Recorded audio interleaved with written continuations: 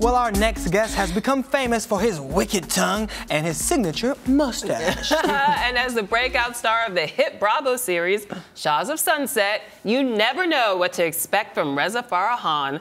And that's why we tune in. Reza, welcome to Arise 360. Thank you for having me. Okay, Reza, let's start with the mustache. Let's do it. Okay, you recently had it shaved off. I did. And now it's back. Yes. Is that a weave? It is not a weave. Okay. It's a clip-on. No, I'm kidding.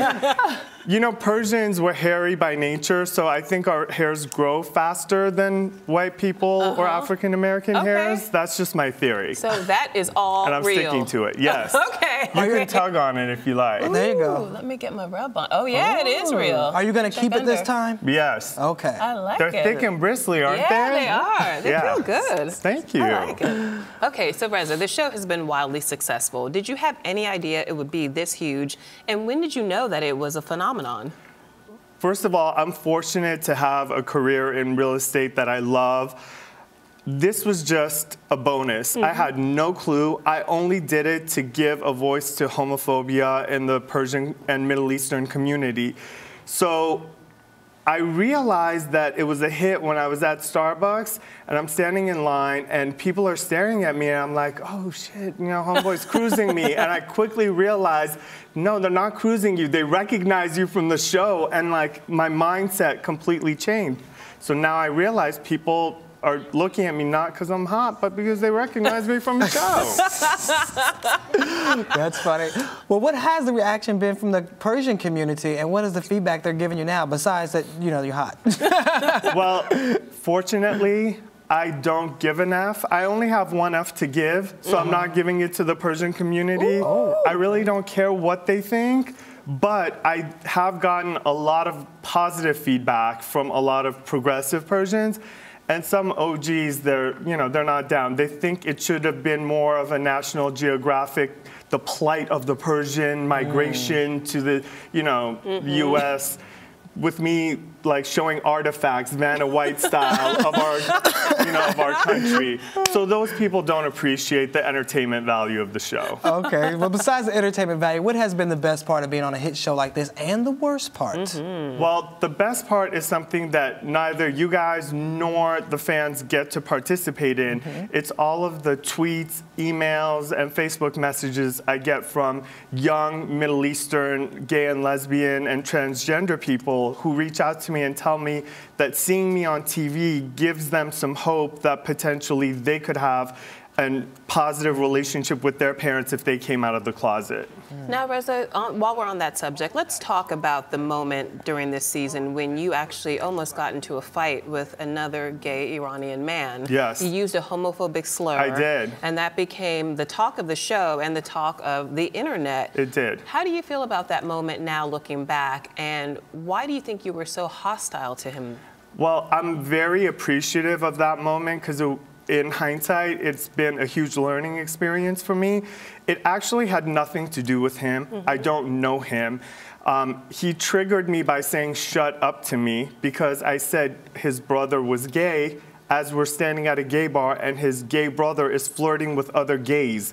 But because the cameras were there and his brother wasn't out, he didn't appreciate it, so he told me to shut up. And in that moment, the hypocrisy of him being so gay and so out, we're at a gay bar and I'm just mentioning his brother's gay, I exploded. It was either throw a drink in his face, knock him out, or blurt out that disgusting slur. Do you regret using that homophobic slur? I do, but I'm sorry. It's not that big of a deal because I'm one too. It's not like I'm a straight man calling a gay man that term. The F word. The F word. So you guys gotta cut me a little slack. It's to me, it's like a Jewish person using a Jewish slur with another Jewish person, an African-American person using a slur with another African-American person. I'm a gay man and I used a slur that relates to gay men with another gay man. But it's interesting because Mike, who is a straight man, was really offended by your use. Who's an opportunist who jumped in while cameras were there. Let me ask you something. If you go to a club with a bunch of your homies and one of your homies punches, shoots, slaps, or robs someone and your homie leaves, you don't hang out to talk to the person who got shot, stabbed, or robbed.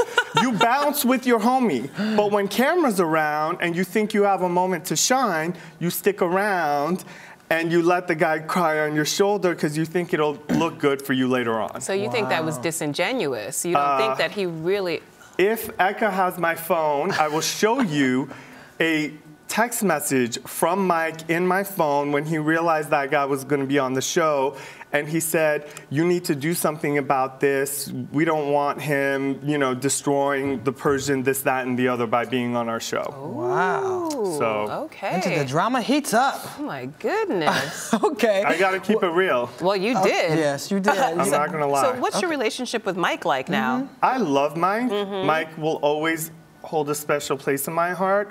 But Mike is an opportunist. And Mike will go where the getting's good. And when you live your life like that, you know, you're not going to get props from me. Okay. Right. Well, let's talk about how open you've been this season, because, you know, you've been very open about your sexuality and the things that you're going through. Why was that important for you to reveal that on the show and be so open about it? You know, my theory was that if I was going to be on a show and I wanted to push something that was near and dear to my heart, I couldn't say, well, this is open forum, we can discuss this, but these things that are real in my life, those are off limits. Let's just talk about the things I want to talk about. I realized if I'm going to be pushing an agenda and keeping it real here, I got to do it across the board. I can't shelter things from people when they're actually happening in my life. Now, how has your family reacted to you being an openly gay man on national television, and how has the Persian community reacted to that as well? My mom, poor thing, has had to deal with so much having me as a son. But why do you say that? Just because of all the things I did growing up. You know, imagine this guy with this energy and this mouth as an 18 or 19-year-old. Gotcha. So she's been unbelievably supported, as all my family has been.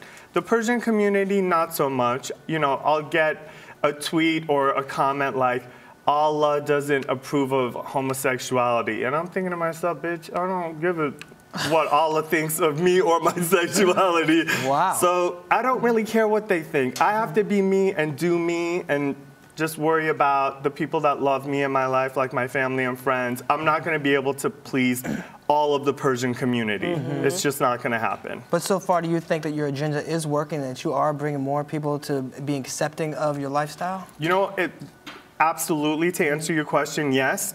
But just those few first emails and messages I got were worth everything that I've had to take.